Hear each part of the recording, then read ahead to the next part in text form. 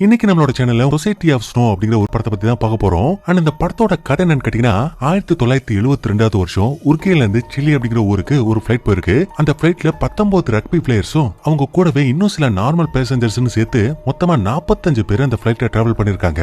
So அப்படி பண்ணும்போது பெரிய பெரிய பனிமலைகளுக்கு மேல பறந்துட்டு இருக்கிற அந்த பிளேன் கிராஷ் ஆகி அதுக்குள்ள இருக்கிற 45 பேரும் அந்த பனி பிரதேசத்துக்குள்ளேயே மாட்டிக்கிட்டாங்க.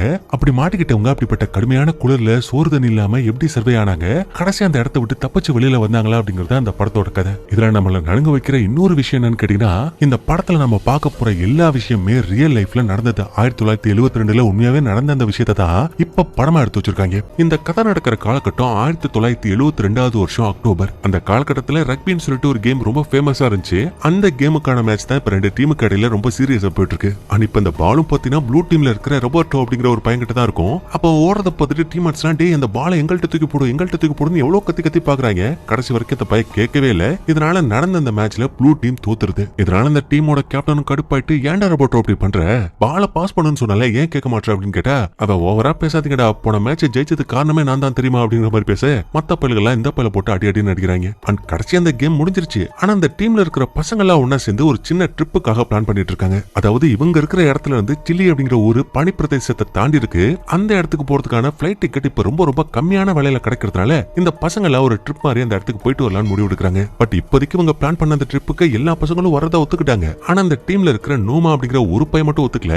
அதனால அவனை கன்வின்ஸ் பண்றதுக்காக ரெண்டு ஃப்ரெண்ட்ஸ் போறாங்க. சொல்ல போனா அந்த நோமா அப்படிங்கிற கேரக்டர் தான் அந்த மொத்த ஸ்டோரியை நரேட் பண்ற மாதிரி இருக்கும். ஆனா அந்த படத்திலே ரொம்ப முக்கியமான கேரக்டரும் கூட. அப்ப அந்த பையகிட்ட ஃப்ரெண்ட்ஸும் டே என்னடா ட்ரிப் பிளான் பண்ணிருக்கோம் ஏன்டா வர மாட்டேன்னு கேட்டா, டே இல்லடா நான் லாயருக்கு படிச்சிட்டு இருக்கேன், உங்களுக்கு நல்லா தெரியும்ல, எக்ஸாம் போயிட்டு இருக்கு, ரக்பி கேம் வேற இருக்கு, என்னடா ரக்பி கேம் என்னடா எக்ஸாம், வெளியில பாத்தில போராட்டம் போயிட்டு இருக்கு, கண்டிப்பா அந்த எக்ஸாம் எல்லாம் போஸ்ட்போன் பண்ணிடுவாங்க, அதனால ஒழுங்கா நீ ட்ரிப்புக்கு வரதுக்கான வழியை பாரு, டேய் ஃபிளைட்ல வேற அழகழகான பொண்ணெல்லாம் வராங்கடா, மிஸ் பண்ணிடாத பாத்துக்கன்னு சொல்லிட்டு அந்த பையனை சமாதானப்படுத்த நம்ம நோமாவை வேற வழி இல்லாம இந்த ட்ரிப்புக்கு வரதுக்காக ஒத்துக்கிறான். இப்ப இந்த ஃபிளைட்ல மொத்தமா எவ்வளவு பேர் டிராவல் பண்ண போறாங்க அப்படின்னா, அந்த ரக்பி டீமை சேர்ந்த பசங்க மட்டும் 19 பேரு, இது இல்லாம காமன் பேசஞ்சர்ஸ் இருப்பாங்க இல்லையா, அவங்களையும் சேர்த்தா 40 பேரு, இது இல்லாம கேப்டன் ஏர் ஹோஸ்டர்ஸ் இவங்க எல்லாம் சேர்த்து ஒரு 5 க்ரூ மெம்பர்ஸ், மொத்தமா கேட்டீங்கன்னா 45 பேர் இந்த ஃபிளைட்ல டிராவல் பண்ண போறாங்க.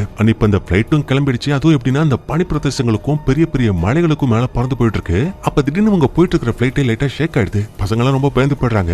அதுலயும் ஒருத்தன் நான் கேள்விப்பட்டது உண்மையா, இந்த மலைகளுக்கு மேல போற இந்த ஃபிளைட் எல்லாம் திடீர்னு தொலைஞ்சு போயிடுமாமே அப்படின்னு கேட்டா, அங்க இருக்கிற ஒருத்தன் ஆமா நீ சொல்றது உண்மைதான், ஆனா இப்ப நம்ம சேஃபான ஜோன்ல தான் போயிட்டு இருக்கோம் பாரு, இதெல்லாம் மலைகள், இங்க இருந்து நம்ம டைரக்டா மலைகளை கிராஸ் பண்ணி அந்த பக்கம் போகாம ரெண்டு மலைகளுக்கு இடையில இருக்கிற இந்த கேப் வழியா நம்ம போக போறோம், இதனால ஃபிளைட்டுக்கும் உள்ள இருக்கிற நமக்கு எந்த பாதிப்பும் ஏற்படாது அப்படிங்கிற மாதிரி அந்த பையன்கிட்ட சொல்லி அவன் சமாதானப்படுத்திட்டு இருக்க. இதெல்லாம் கேட்கிற நம்ம நுமாவுக்கு ஏதோ ஒண்ணு சரியில்லையே அப்படிங்கிற மாதிரி அவனோட மனசு உறுத்திக்கிட்டே இருக்கு. அப்படி உறுத்தின கொஞ்ச நேரத்திலே கேப்டன் கிட்ட இருந்து ஒரு அனௌன்ஸ்மெண்ட், இப்ப நம்ம போயிட்டு இருக்கிற பாதை கொஞ்சம் மோசமா இருக்கு, அதனால எல்லாரும் சீட் பெல்ட் போடுங்க அப்படிங்கிற மாதிரி சொல்லவும் எல்லாரும் அவசர அவசரமா சீட் பெல்ட் போட்டுட்டு இருக்காங்க. அதே நேரத்துல வெளியில பாத்தீங்கன்னா பயங்கரமான பனிப்புயல் அடிச்சிட்டு இருக்கு. இதனால ஆப்போசிட்ல என்ன இருக்கு அப்படிங்கிற விஷயத்த கூட உங்களால தெளிவா பார்க்க முடியல. போதா குறைக்கு இந்த மொத்த பிளைட்டும் பயங்கரமா ஆடுறதுனால உள்ள இருக்கிற பேசஞ்சர்ஸும் ரொம்ப பயந்து போயிருக்காங்க, கத்துறாங்க. இப்ப கேப்டனும் கஷ்டப்பட்டு எப்படியோ அந்த பனிப்புயலை தாண்டி வெளியில வந்துட்டாங்க. ஆனா வெளியில வந்து பார்த்தா ஆப்போசிட்ல ஒரு பெரிய மலை இருக்கு. அதனால இவரும் டக்குனு பிளைட்டை செங்குத்தா திருப்பி இந்த இடத்த விட்டு தப்பிச்சலாமேன்னு பார்த்தா இவரால முடியல. நேரா பிளைட் அந்த மலை மேல மோதி அதோட வால் பகுதி மட்டும் தனியா ஒரு பக்கம் பிச்சுட்டு போயிடுது. இன்னொரு பாதியில இருக்கிற இந்த பேசஞ்சர்ஸோட அந்த கேபின் மட்டும் தனியா பிச்சுக்கிட்டு முன்னாடி சறுக்கிட்டு போயிட்டு இருக்கு. அப்படி போறப்போ உள்ள உட்கார்ந்து இருக்கிற இந்த பேசஞ்சர்ஸ் எல்லாத்துக்குமே பயங்கரமா அடி விழுது. அதாவது சீட்ல இருக்கிறவங்க முன்னாடி வந்து விழுறாங்க, கால் உடையுது, கழுத்துல கம்பி குத்துது, சும்மா கண்ணை திறந்து மூணு கேப்லயே எல்லாம் நடந்து முடிஞ்சிருது. இப்ப மயக்கம் தெளிஞ்சு முதல்ல கண்ணு முழிக்கிறது நம்ம நோமா தான். அவன் இப்ப சுத்தி முத்தியும் பார்த்தா நம்ம ரோபோட்டோ சேருக்கு அடியில மாட்டிக்கிட்டான். அதனால ஃபர்ஸ்ட் அவனை காப்பாத்திட்டு அவனோட ஃப்ரெண்ட்ஸ் மத்தவங்களுக்கு எல்லாம் என்ன ஆச்சு அப்படிங்கிற விஷயத்த ஒவ்வொருத்தரா பார்க்க ஆரம்பிக்கிறாங்க. அப்படி பார்த்தா நிறைய பேர் இறந்து போயிட்டாங்க. ஒரு பொண்ணு உசுருக்காக போராட்டா, இன்னொருத்தனோட நெஞ்சில கம்பி குத்து ரத்தம் நிறைய வெளியில போயிட்டு இருக்கு. இதுல இந்த டீம்மேட்ஸ்ல ஒருத்தனுக்கு காலே உடைஞ்சு போயிருக்கிறதுனால அவங்க கிட்ட பேச்சு கொடுத்துட்டே ஒரு பையன், அவன் மெடிக்கல் படிக்கிறான் போல, அப்படியே படக்குன்னு திரும்பி அவனோட காலை சரி பண்றான். அதுக்கப்புறம் அந்த நோமாவோட ஃப்ரெண்ட்ஸ் எல்லாரும் ஒன்னா சேர்ந்து கேப்டன் இன்னும் உயிரோட தான் இருக்காரு, அவர்கிட்ட என்ன பண்ணலாம்னு கேட்கலாம் வாங்கன்னு சொல்லிட்டு அவசர அவசரமா போயிட்டு பார்த்தா அவரும் சாவோட விளிம்புல இருக்காரு. வாயில இருந்து ரத்தம் ஊத்திட்டு இருக்கு. அவரால் பேச முடியல. அப்ப நோமாவும் இதெல்லாம் பார்த்துட்டு அவர் என்னதான் சொல்ல வர்றாருன்னு சொல்லிட்டு கிட்ட போயிட்டு காது வச்சு கேட்டா, இனிமே கடவுள் தான் உங்களை காப்பாத்தணும்னு சொல்லிட்டு அந்த மனுஷன் கடைசியா செத்தே போயிருவாரு. இதுல போதா குறைக்கு சீக்கிரமாவே இந்த இடம் இருட்ட ஆரம்பிச்சிருது. அப்படி இருட்டின சில நொடிகள்லயே -30 டிகிரிக்கும் கீழே குளிர் போக ஆரம்பிச்சிருது. அதனால உள்ள இருக்கிற மக்களும் குளிர்கிட்ட இருந்து தப்பிக்கிறதுக்காக அவங்களோட லக்கேஜஸ் எல்லாத்தையுமே ஓபன் ஆரம்பிச்சு பாத்தீங்களா, அந்த பகுதியில வச்சு அடைச்சு திணிச்சிட்டாங்க. பட் ஆனாலும் உள்ள பயங்கரமான குளிரா தான் இருக்கு. இதுல போதா குறைக்க அடிப்பட்டவங்க, மரண பயத்துல இருக்கிறவங்க அந்த கதறல் சத்தத்தை நீங்க கேட்கணுமே, உண்மையாவே பயங்கரமா இருந்துச்சுங்க. அதுலயும் நம்ம நோமாவோட கண்ணு முன்னாடியே ஒருத்தர் என்னை காப்பாத்துங்க காப்பாத்துங்கன்னு கதறி இருப்பான். ஆனா அடுத்த நாள் கண்ணு முடிச்சு பார்த்தா இவனுக்கு முன்னாடி அந்த பைய செத்து பிணமா கிடப்பான். அவனுக்கு எப்படி இருக்கும்? இருக்கும். இப்ப இவன் கண்ணு முடிச்சதுக்கு அப்புறமா அந்த இடத்துல இருக்கிற ஒவ்வொருத்தரா கண்ணு முடிக்க ஆரம்பிக்கிறாங்க. வெளியில பார்த்தாலும் லைட்டா வெயில் அடிக்கிற மாதிரி தான் தெரியுது. அதனால ஒவ்வொருத்தரா அந்த இடத்த விட்டு வெளியில வந்துட்டு நம்ம எங்க இருக்கோம் அப்படிங்கிற விஷயத்த சுத்தி முத்தியும் பார்த்தா நல்லா சக்கரையை பரப்பி விட்டு அதுல ஒரே ஒரு கடுகு போட்டா எத்தனோண்டு இருக்கும். அது கூட இல்லங்க, அதை விட சின்னதா தான் உங்களோட பிளைட் கிடக்குது. அவ்வளவு பெரிய இடம் அது. இப்ப இந்த டீம்மேட்ஸ் எல்லாம் வெளியில வந்ததுக்கு அப்புறமா இப்படியே விட்டனா எதுவும் வேலைக்கு ஆகாது. அதனாலங்கிறது தப்பிச்சு போக நம்ம ஏதாவது பிளான் பண்ணணும்னு பேசுறப்போ இந்த டீம்லயே மார்சிலோன்னு சொல்லிட்டு ஒரு பையன்பா அவன் தான் இருக்கிற டீம்மேட்ஸ் எல்லாத்தையுமே லீட் பண்றான். அதாவது ஃபர்ஸ்ட் ஆக்சிடென்ட்ல அடிபட்ட எல்லாரையுமே நம்ம வெளியில கொண்டு வந்து வைக்கணும். முடிஞ்ச அளவுக்கு அவங்களுக்கு ஃபர்ஸ்ட் எய்ட் பண்ணணும். அதுக்கப்புறம் இருக்கிற லக்கேஜ் எல்லாத்தையும் ஓபன் பண்ணி சாப்பிடுறதுக்கு என்ன இருக்கு அப்படிங்கறத பார்த்து அது எல்லாத்தையுமே ஒரே சூட்கேஸ்ல போட்டு வைங்கன்னு சொல்றான். சரி, இப்ப ஆல்ரெடி இறந்து போயிட்டாங்களே அவங்கள என்ன பண்றதுன்னு கேட்டா அவங்களங்கிறது கொஞ்சம் தூரமா தூக்கிட்டு போய் போடுங்கன்னு சொல்றாங்க. அப்படி இழுத்துட்டு வந்து போடும்போதே இறந்து போனாங்க இல்லையா, அவங்களோட பேரும் வயசும் அப்படியே லைனா வந்துகிட்டே இருக்கும். அதெல்லாம் பாக்குறப்போ இது எனக்கு படமாவே தெரியல. உண்மையாவே அந்த ஆக்சிடென்ட்ல இவ்வளவு பேர் இறந்து போயிருக்காங்க, அவங்களோட பேர் தான் இது அப்படிங்கிறது தெரிய வரப்போ ரொம்ப கஷ்டமா இருக்குதுங்க. சோ மொத்தமா இப்போதைக்கு இறந்து போறது 11 பேரு. அவங்களோட பிணங்களை தனியா வச்சிட்டாங்க. அதுக்கப்புறம் இருக்கிற சாப்பாடு கொஞ்சமா பகிர்ந்து இங்க இருக்கிறவங்க எல்லாத்துக்கும் சாப்பிட கொடுக்குறாங்க. அப்ப திடீர்னு உங்களுக்கு ஏதோ காதடைக்கிற மாதிரி லைட்டா சத்தம் கேக்குது. என்னன்னு பார்த்தா இங்க இருக்கிற இடத்துக்கு பக்கத்திலே ஒரு பிளைட் போட்டு இருக்கு. பட் அந்த சத்தத்தை மட்டும் தான் உங்களால கேட்க முடிஞ்சதே தவிர அந்த பிளைட் எங்க போது வருது அப்படிங்கிற விஷயத்த உங்களால பார்க்கவே முடியல. அதுக்கப்புறம் மறுபடியும் ஈவினிங் ஆகுது, இருட்டுது. அப்படி இருட்டுனதுமே டெம்பரேச்சர் -30 டிகிரிக்கு கீழே போயிடுது. அதனால அவங்களும் நேத்து எப்படி அந்த லக்கேஜஸ் எல்லாம் வச்சு அடைச்சாங்களோ அதே மாதிரியே இன்னைக்கும் அடைச்சிட்டு இருக்காங்க.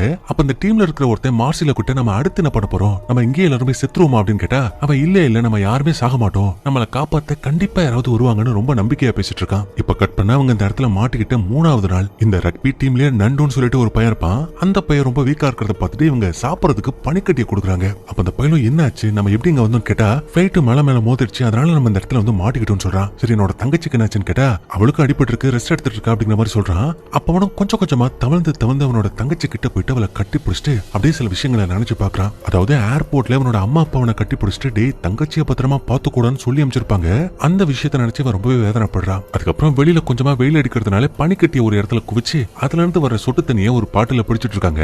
அதுக்கப்புறம் இவங்களை காப்பாத்த வரவங்களுக்கு சிக்னல் கொடுக்கணும் அப்படிங்கிறதுக்காக அங்க கிடக்குற அந்த லக்கேஜஸ் எல்லாம் வச்சு ஒரு பெரிய மார்க்கை உருவாக்குறாங்க. அப்ப மறுபடியும் உங்களுக்கு மேல ஏதோ பிளைட் பறந்து போயிட்டு இருக்கிற மாதிரியான சத்தம் கேட்க இந்த டைம் பார்த்தா இவங்களால அந்த பிளைட்டே பார்க்க முடியுது. அதனால அவங்களும் கத்தி கைய காமிச்சு இதை பாருங்க நாங்க மாட்டிக்கிட்டோம், இங்க வாங்க அப்படின்னு கூப்பிட அவங்களும் இவங்களை பார்த்த மாதிரி தான் தெரியுது. அதனால எல்லாருக்கும் சந்தோஷம் தாங்கல. அவங்க நம்மள பார்த்துட்டாங்க, கண்டிப்பா நம்மள காப்பாத்த வருவாங்கன்னு சொல்லிட்டு இருக்க. அப்படி எல்லாம் எதுவும் நடக்கலங்க. பல மணி நேரமா வெயிட் பண்ணி உங்களை காப்பாத்துறதுக்காக யாரும் வரல. சோ அதனால அங்க இருக்கிற எல்லாருமே ரொம்ப மனசு உடைஞ்சு போயிடுறாங்க. அதுக்கப்புறம் ரொம்ப அடிபட்டுருப்பாங்க இல்லையா, சில பேர் கை கால்லாம் உடைஞ்சு போயிருக்குமே, அவங்களுக்கு கொஞ்சம் கம்ஃபர்ட்டா இருக்கணும் அப்படிங்கிறதுக்காக சேர்ஸ் எல்லாத்தையுமே வெளியில தூக்கி போட்டு இந்த சீட் பெல்ட்ஸ் எல்லாத்தையுமே வள மாதிரி கட்டி அதுல இந்த அடிபட்டவங்க எல்லாம் படுக்க வைக்கிறாங்க. அப்ப மறுபடியும் வெளியில அந்த பிளைட் போயிட்டு இருக்கிற மாதிரியான சத்தம் கேக்குது. சோ கண்டிப்பா அந்த பிளைட் இவங்களை ரெஸ்கியூ பண்றதுக்காக தான் அங்கிட்டு கொண்டு போயிட்டு வந்துட்டு இருக்கு. பட் இவங்க எங்க விழுந்திருக்காங்க அப்படிங்கிற விஷயத்த அவங்களால பார்க்க முடியல. அதனாலதான் சுத்தி வந்துட்டு இருக்காங்க அப்படிங்கிற விஷயத்தை புரிஞ்சுக்கிட்டு மார்சிலோ இது மாதிரி அவங்க நம்மள தேடிக்கிட்டு தான் இருக்காங்க, கண்டிப்பா கண்டுபிடிச்சிருவாங்க அப்படிங்கிற மாதிரி சொல்லிட்டு இருக்கான். ஆனா கூட இருக்கிற இன்னொருத்தன் இல்ல எனக்கு நம்பிக்கை இல்லை அப்படிங்கிற மாதிரி சொல்லிட்டு இருக்க. டேய் உனக்கு நம்பிக்கை இல்லாம இருக்கலாம், ஆனா அப்படி பேசி நம்பிக்கையா இருக்கிற இந்த பசங்களோட மனசையும் உடைச்சிடாது அப்படிங்கிற மாதிரி சொல்லிட்டு அந்த இடத்த விட்டு கிளம்பிடுறான். அப்ப அந்த ஃப்ரெண்ட்ஸ் நம்ம அடுத்து என்ன பண்ண போறோம் அப்படின்னு கேட்டா அப்பதான் அந்த டீம்ல ஒருத்தன் சொல்றான், இது மாதிரி ரூல் ஆஃப் 3 உனக்கு தெரியுமா, சாதாரண மனுஷனால 3 நிமிஷத்துக்கு சுவாசிக்காம 3 நாளைக்கு தண்ணி குடிக்காம 3 வாரத்துக்கு எதுவும் சாப்பிடாம இருக்க முடியும்னு சொல்றான். இதை கேட்டு மத்தவங்களும் இது 3 வாரமா 3 நாளைக்கு நல்லா சாப்பிடாம இருக்க முடியலடா, வயிறுலாம் எரியுது, 3 வாரம்னா நான் கண்டிப்பா செத்தே பெறுவேன் அப்படிங்கிற மாதிரி அந்த பையன் சொல்லிட்டு இருக்கேன். அப்ப நம்ம நோமா என்ன சொல்றேன்னா கண்டிப்பா பிளைட்டோட வால் பகுதியில பேட்டரி இருக்கணும்,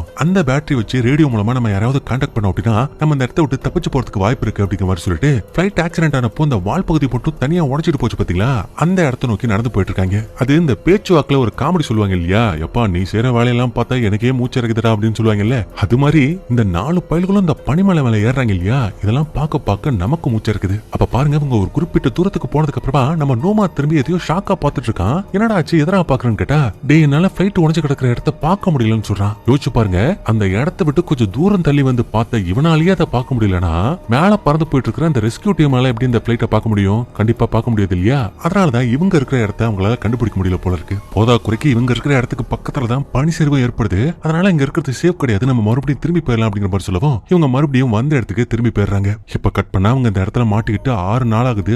6 நாளா அவங்க எதுவுமே சாப்பிடாமலும் இருக்காங்க. கடைசி அவங்க கிட்ட இருந்த கொஞ்சம் நஞ்ச சாப்பாடு இப்ப மொத்தமா தீந்து போயிடுச்சு. சோ அதனால பசியில என்ன பண்றதுன்னு தெரியாம பிளைட்ல இருக்கிற அந்த பெயிண்ட சுரண்டி சாப்பிடுறாங்க, இல்லனா காய் ஆடுறப்போ கொஞ்சம் லைட்டா அந்த மேல சதம் இருக்கும் இல்லையா அதை பிச்சு சாப்பிடுறாங்க. அதுக்கப்புறம் வெளியில 2 பசங்க பேசிட்டு இருக்காங்க. அதாவது உள்ள நண்டுன்னு சொல்லிட்டு ஒரு பையன் பாலியா, அவன் இன்னொருத்தகிட்ட என்ன சொல்லிருக்கானா, அதாவது என்னால பசி தாங்க முடியல, நான் உயிரோட இருக்கணும், அதுக்காக தேவைப்பட்டா நான் வெளியில இருக்கிற பிணங்களையும் சாப்பிட தயங்க மாட்டேன்னு சொல்லியிருக்கான். சோ என்னடா அவன் இப்படி எல்லாம் பேசிட்டு இருக்கான் அப்படிங்கிற மாதிரி இவங்களுக்குள்ள ஒரு டிஸ்கஷன் போயிட்டு இருக்க. மறுபடியும் இருட்டிருது. எல்லாரும் வழக்கம் போல குளிர்ல நடுங்கிட்டு சொல்லிட்டு இருக்காங்க. அப்ப மார்ஷலோ பார்த்து, மார்ஷலோ ஏதாவது பண்ணு, அவங்க நம்மள கண்டிப்பா காப்பாத்த வரமாட்டாங்க. நம்ம கடந்த 7 நாளா எதுவுமே சாப்பிடல, உனக்கு தெரியும்ல? தெரியும்டா, நம்ம கிட்ட தான் எதுவும் இல்லையே, என்னத்த சாப்பிடுறதுன்னு அந்த பைய கேட்டா இந்த நண்டு பைய வெளியில சாப்பாடு இருக்குன்னு சொல்றான். அப்ப மார்ஷலோ என்ன உங்களுக்கு பைத்தியம் பிடிச்சு போச்சான்னு கேட்டா, இல்ல அவன் கரெக்டா தான் சொல்றான், வெளியில புரோட்டீன் இருக்கு, அதை சாப்பிட்டோம்னா நம்ம கண்டிப்பா உயிர் பொழைச்சலாம் அப்படிங்கிற மாதிரி இன்னொருத்த சொல்லிட்டு இருக்கான். இதுல இன்னும் சில பேர் 2 நாள்ல அந்த ரெஸ்கியூ டீம் வந்துருச்சுன்னா என்ன பண்றதுன்னு கேக்குறாங்க. இன்னும் சில பேர் நான் சுச்சா போகும்போது அந்த சுச்சாவே பிளாக் கலர்ல போயிட்டு இருக்குன்னு சொல்றாங்க. சில பேர் கடவுள் நம்மள மன்னிப்பாரா, அப்படிலாம் பண்ணலாமா அப்படின்னு கேக்குறாங்க. இதுல சிக்கல் என்னன்னா, செத்து போய் கிடக்குற அந்த 11 பேரும் உங்களோட சொந்தக்காரங்க, தெரிஞ்சவங்க, பழகினவங்க. அவங்களை யாரு வெட்டுறது, அதை எப்படி சாப்பிடுறதுன்னு சொல்லிட்டு உங்களுக்குள்ள டிஸ்கஷன் போயிட்டே இருக்கு. நான் பண்றேன்னு சொல்லிட்டு 2-3 பேர் முன்னாடியே வராங்க.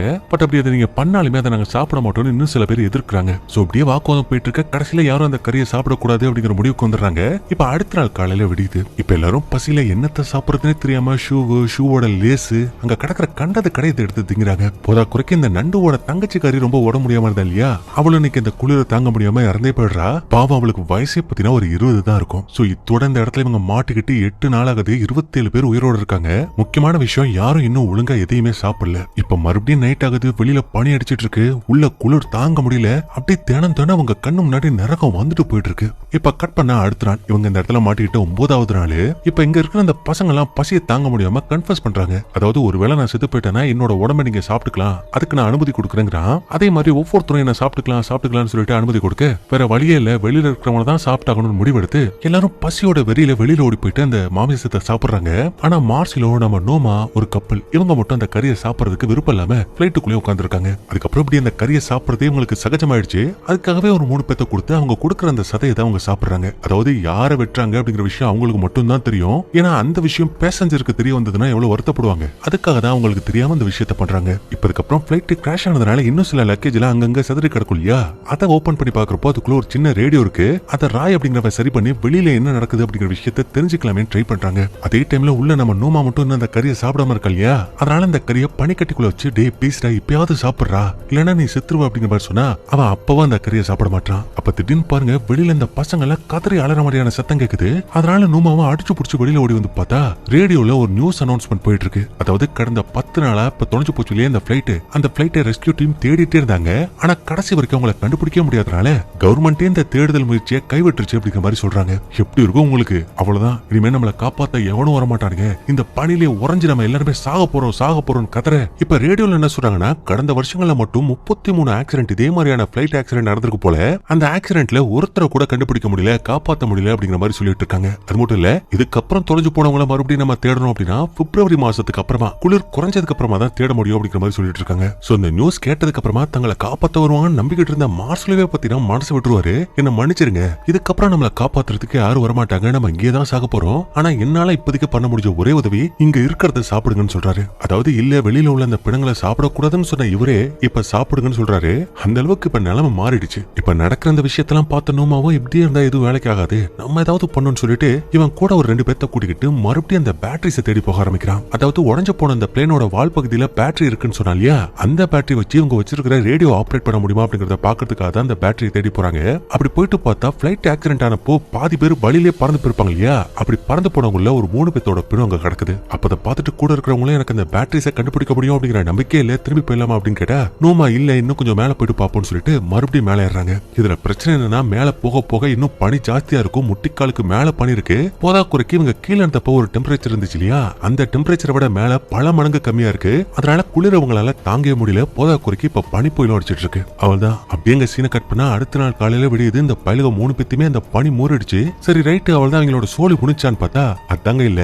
எப்படியோ கடவுள் புண்ணியத்துல இவங்க 3 பேரும் உயிர் பொழைச்சிட்டாங்க. ஆனா அவங்களோட கை கால அசைக்க முடியல, உடம்பெல்லாம் விரைச்சு போச்சு. அதுக்கப்புறம் மேல இருக்கிற அந்த பிளைட்டோட தகரத்தை வச்சு ஸ்கேட் போர்டு மாதிரி சறுக்கிட்டு கீழே வந்துடுறாங்க.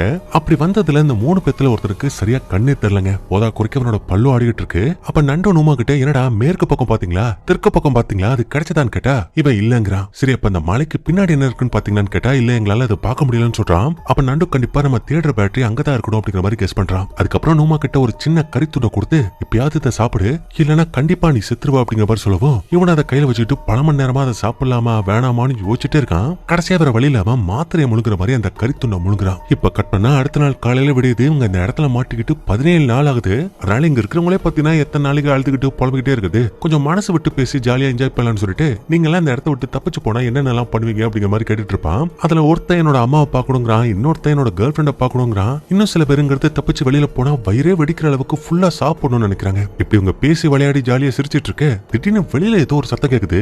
என்ன சத்தது அப்படிங்கறத யோசிக்கிறதுக்கு முன்னாடியே பனிச்சரிவு ஏற்பட்டு இவங்க இருக்கிற இடம் முழுக்க பனி நிறைஞ்சு போயிடுது. அவள் தான் அங்க இருக்கிற மொத்த பேரும் சமாதி ஆயிட்டாங்க.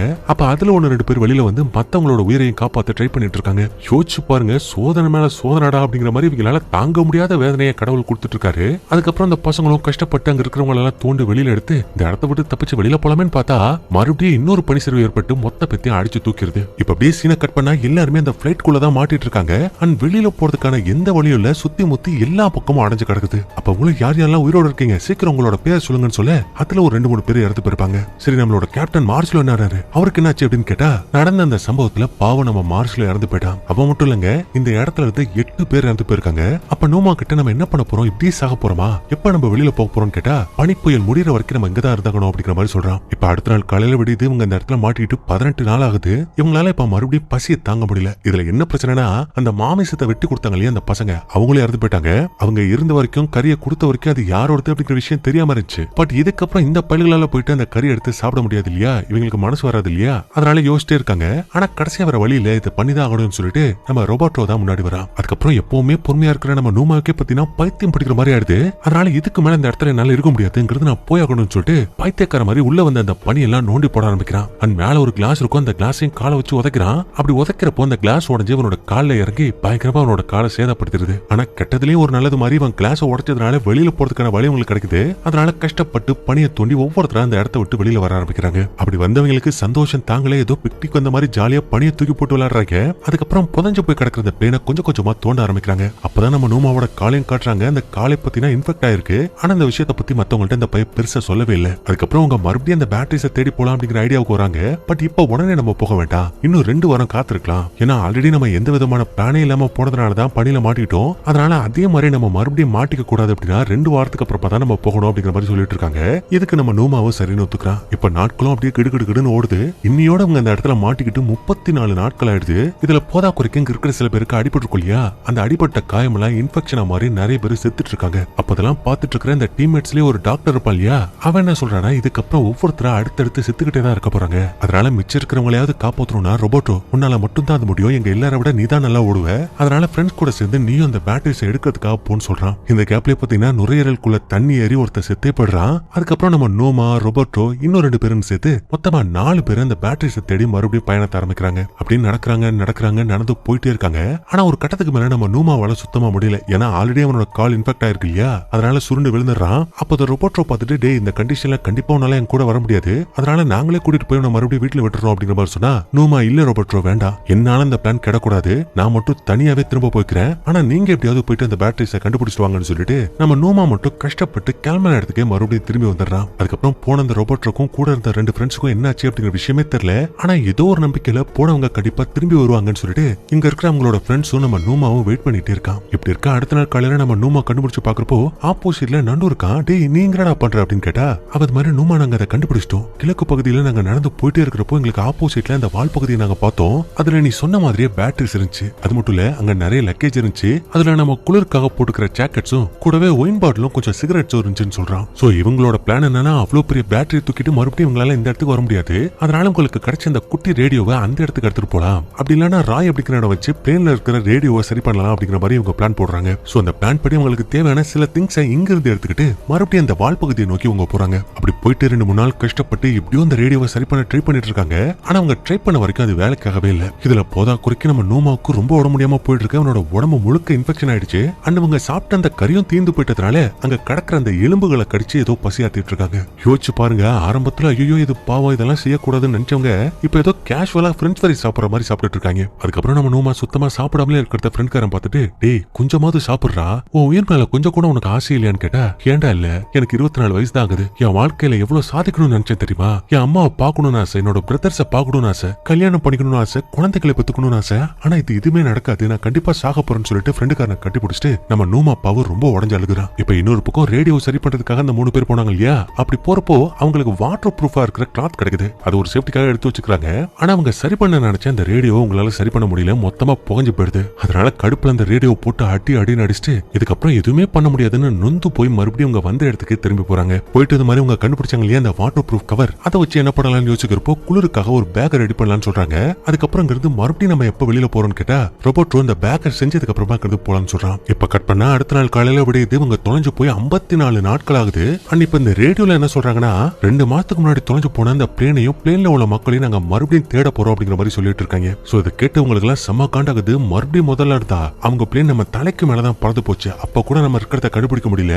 இதுக்கப்புறம் நம்மள எப்படி கண்டுபிடிக்க போறாங்க அப்படிங்கிற மாதிரி இவங்க பேசிட்டு இருக்க. அப்படியே இன்னும் சில நாட்கள் போக ஆரம்பிக்குது. நம்ம நோமாவுக்கும் பவர் ரொம்ப ரொம்ப உடம்பு முடியாம போயிட்டு இருக்கு. அதுக்கப்புறம் ஸ்டார்டிங் சீன்ல இந்த ஃப்ரெண்ட்ஸ் எல்லாரும் ட்ரிப்புக்கு கிளம்புறப்போ போட்டோ எடுத்துக்கிட்டாங்க இல்லையா, அதே மாதிரியே இந்த இடத்துல மாட்டிக்கிட்டதையும் விதவிதமா போட்டோ எடுக்கிறாங்க. இப்படி ஏதாவது பண்ணி அவங்களே சமாதானப்படுத்திக்கிறாங்க. அதுக்கப்புறம் நம்ம நோமா நண்டு கிட்ட என்ன சொல்றானா, ஒருவேளை நான் இறந்துட்டேன்னா என்னோட உடம்ப நீங்க தாராளமா பயன்படுத்திக்கலாம்னு சொல்றான். இதை கேட்டவனும் டே என்னடா பேசுறேன், உனக்கு எதுவும் ஆகாது, நீ நல்லா இருப்ப அப்படிங்கிற மாதிரி சொன்னா, இல்லடா நான் சாக போறேன் அப்படிங்கிற விஷயம் எனக்கு நல்லா தெரியும். ஆனா எனக்கு இருக்கிற ஒரே ஒரு சந்தோஷம் என்ன தெரியுமா, நீ எப்படியாவது திரும்பி போற அப்படிங்கிற சந்தோஷம் மட்டும் தான் சொல்லிட்டு அன்னைக்கு நைட் அப்படியே முடியுது. ஆனா முடிஞ்ச அடுத்த நாள் கண்ணு முடிச்சு பார்த்தா நம்ம நோமா செத்து பிணமா கிடக்குறான். அதை பார்த்த எல்லாருமே மனசொடைஞ்சு போயிடுறாங்க. ஏன் இந்த படத்தை பார்க்க ஆரம்பிக்கிறப்போ இவன் தான் கடைசியா தப்பிச்சு வெளியில போயிருப்பான்னு நினைச்சேன் நானு. ஆனா அவ அப்படி பாதிரியா இறந்து போவா அப்படிங்கிற விஷயம் எனக்கு இப்பதாங்க தெரிய வருது.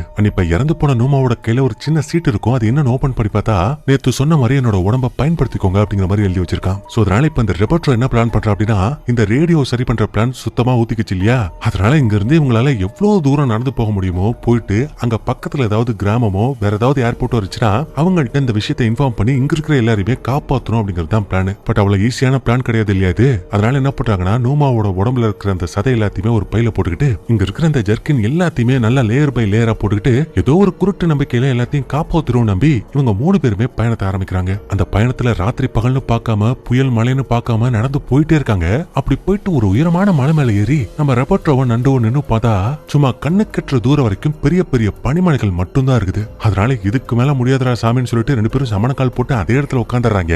அப்ப ரோபோட்ரோ இது மாதிரி கண்டிப்பா அந்த இடத்த நம்ம கடந்து போனோம்னா பாதி தூரத்திலே செத்து போயிருவோம் அப்படிங்கிற மாதிரி சொன்னா, நண்டு இல்ல நான் திரும்பி போக மாட்டேன், நம்ம எப்படியாவது கஷ்டப்பட்டு இந்த ஆண்டிஸ் மலையை தாண்டிட்டோம்னா அதுக்கப்புறம் பனியா இருக்காது, பாரு தூரத்துல கடல் கூட தெரியுது பாரு அப்படிங்கிற மாதிரி சொன்னா, ஆமா தெரியுது அதுக்குன்னு, டேய் நான் அதுக்கு சொல்லலடா, பாரு கிட்ட வந்துட்டோம், இன்னும் ஒரு 10 நாளோ 12 நாளோ நடந்தோம்னா நம்ம கண்டிப்பா அந்த இடத்த ரீச் பண்ணலாம், இங்க மாட்டிக்கிட்டவங்களையும் காப்பாத்தலாம் அப்படிங்கிற மாதிரி சொன்னா, இவன் இல்லடா அதுக்கு வாய்ப்பே இல்ல, நமக்கு சாப்பிடறதுக்கு வெறும் 7 நாள் மட்டும் தான் சாப்பாடு இருக்கு, இதோட நம்ம நடந்தோம்னா கண்டிப்பா செத்து போயிடுவோம் அப்படிங்கிற மாதிரி ரிப்போர்ட்டர் சொன்னா, நாண்டு வாழ்வோ சாவோ நான் கண்டிப்பா போக தான் போறேன், என் கூட நீ வரியா இல்லையான்னு அந்த பையன் கேக்குறான். சோ இப்ப ரோபோட்ரோக்கும் வேற வழி இல்ல, இவன் கூட போறதுக்கு சரின்னு ஒத்துக்கிறான். அண்ட் இவங்க 3 பேரும் ஒன்னா சேர்ந்து தான் இந்த இடத்துக்கு வந்தாங்க. அதனால இப்ப 3 பேரும் ஒன்னா சேர்ந்து போனா சாப்பாடு அதிகமா செலவாகும். அதனால 2 பேத்துக்கிட்ட இவன் கொண்டு வந்த சாப்பாடு கொடுத்துட்டு நீங்க சேஃபா போயிட்டு வாங்க, நான் மறுபடியும் பிளேனுக்கு போறேன்னு ஒருத்த மட்டும் வந்துடுறான். வந்து இங்க இருக்கிறவங்க நடந்த விஷயம் எல்லாத்தையும் சொல்றான். அதுக்கப்புறம் நம்ம நண்டு ரோபோட்ரோவை சேர்ந்து அப்படி நடக்கிறாங்க நடந்து போயிட்டே இருக்காங்க. வர வழியில நிறைய பாறைகள் இருக்கு. அதுக்கப்புறம் அவங்க கொண்டு வந்த அந்த கறியும் கெட்டு போறதுனால அதை சாப்பிட்டதுனால உங்களுக்கு வாந்தி வேற வந்துருது. ஆனா கடைசியா சொர்க்கத்தை பார்த்த மாதிரி அங்க ஒரு சின்ன ஓட மாதிரி ஒண்ணு ஓடிக்கிட்டு இருக்கும். அதுல இருக்கிற தண்ணியை ஆசை தீர குடிச்சிட்டு இருக்க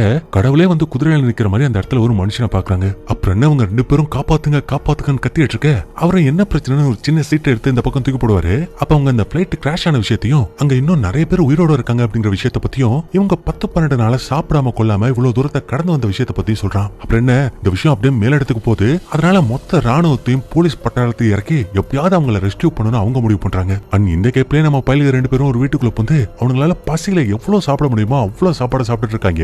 அதுக்கப்புறம் இந்த ராணுவத்தை சேர்ந்தவங்கள ஹெலிகாப்டர் எடுத்துக்கிட்டு இவங்க மாட்டிக்கிட்டு அந்த லொகேஷனுக்கு போயிட்டு அங்க இருக்கிற எல்லாத்தையும் காப்பாத்துறாங்க. அப்ப ஹெலிகாப்டர்ல இருந்து வீடியோ எடுக்கிற மாதிரி ஒரு ஷாட் இருக்கும். அந்த ஷாட்ல நம்ம பாக்குற எல்லாருமே ரியல் லைஃப்ல அந்த இடத்துல மாட்டிக்கிட்டவங்க. சோ யோசிச்சு பாருங்க, 72 நாள் சோறு தண்ணி இல்லாம அங்க இருக்கிற அந்த கறியை தின்னுக்கிட்டு உயிர் வாழ்ந்திருக்காங்கன்னா எவ்வளவு பெரிய விஷயம் அது. இப்ப கடைசியா எல்லாருமே காப்பாத்திட்டாங்க. 45 பேர் போனாங்க அந்த ட்ரிப்புக்கு. ஆனா கடைசியா காப்பாத்தப்பட்டவங்க வெறும் 16 பேர் தான். மிச்சம் எல்லாருமே இறந்து போயிட்டாங்க. இதுல இந்த பிளைட் ட்ரிப்ல போன எல்லாருமே இறந்து போயிட்டாங்கன்னு சொல்லிட்டு உங்களோட ஃபேமிலியை சேர்ந்தவங்க எல்லாம் நினைச்சிட்டு இருப்பாங்க இல்லையா. ஆனா அப்படி நினைச்சவங்க மறுபடியும் உயிரோட திரும்பி வந்ததுனால அவங்களுக்கும் சந்தோஷம் தாங்கல. அண்ட் எல்லாரும் என்னதான் அந்த ஆக்சிடென்ட்ல இருந்து தப்பிச்சு உயிர் பொழைச்சு வந்திருந்தா கூட யாராலையும் உடனே அந்த நார்மல் லைஃபுக்கு போக முடியல. ரொம்ப கஷ்டப்பட்டு ட்ரீட்மெண்ட் எடுத்து ரொம்ப நாள் கழிச்சு தான் அவங்க நார்மல் லைஃபுக்கே போயிருக்காங்க. சோ அவள்தாங்க அப்படியே இந்த இடத்துல இந்த படம் முடியுது.